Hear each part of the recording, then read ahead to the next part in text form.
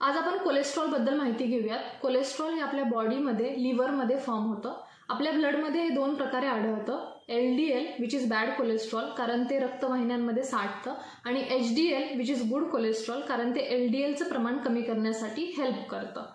LDL ज्या वेळेला रक्तामध्ये वाढतं त्यावेळेला ते रक्तवाहिन्यांमध्ये जाऊन साठतं, ज्यामुळे गाठ बनते आणि एखाद्या ऑर्गनला रक्तपुरवठा कमी होतो। ज्या वेळेला असं ब्रेनच्या आर्टरीमध्ये होतं त्यावेळेला स्ट्रोक म्हणजे पॅरालिसिसचे चान्सेस असतात, आणि ज्या वेळेला असं हार्टच्या आर्टरीमध्ये होतं त्यावेळेला हृदयाला रक्तपुरवठा कमी होतो आणि हार्ट अटॅकचे चान्सेस असतात। कोलेस्ट्रॉल बॉडीमध्ये का वाढतं आणि रिस्क फॅक्टर काय आहेत?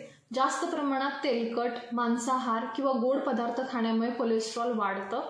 ओबेसिटी, लठ्ठपणा, त्यामुळे कोलेस्ट्रॉल वाढण्याचे चान्सेस असतात। एका जागी बसणं, बैठे काम करणं, एक्सरसाइज न करणं हे कोलेस्ट्रॉल वाढण्यासाठी रिस्क फॅक्टर आहेत।